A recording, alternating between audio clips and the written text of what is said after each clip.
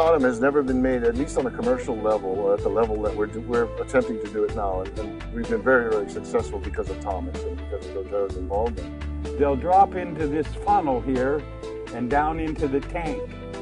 The tank will fill up with water and the oil will be at the top. And I draw the oil off right here. It was very difficult because everybody in the world was saying, well, it's just another species, it's this, it's that. But over the last 2.5, 3 years, working with it, distilling it, finding out that its properties are, I believe, to be better than anything in the world, and I think we're about ready to prove that. There isn't very much of this in the world, and I get to put my hands right in it. Look at that. This holds 700 pounds of sandalwood chip. The lid will be on it after we finish filling it.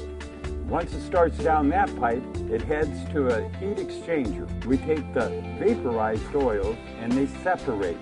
I think what Thomas has been able to accomplish here is, it's just unbelievable with the little resources, human resources he has, which is mainly himself, to be able to put together a system that's cranking out the incredible quality and yield of oil is mind-boggling to me.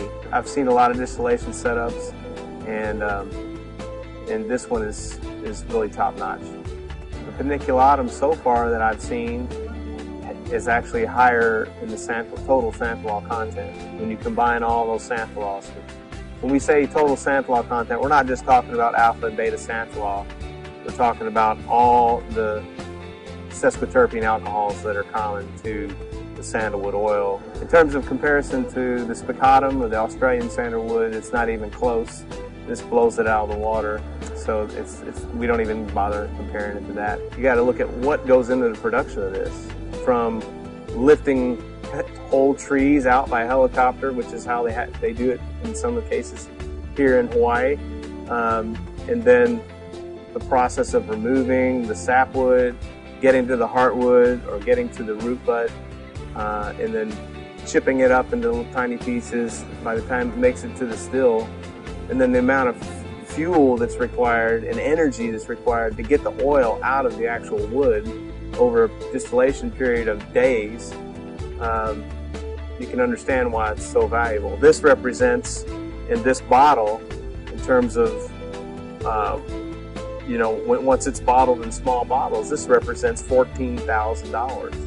When you think about that, it's quite amazing.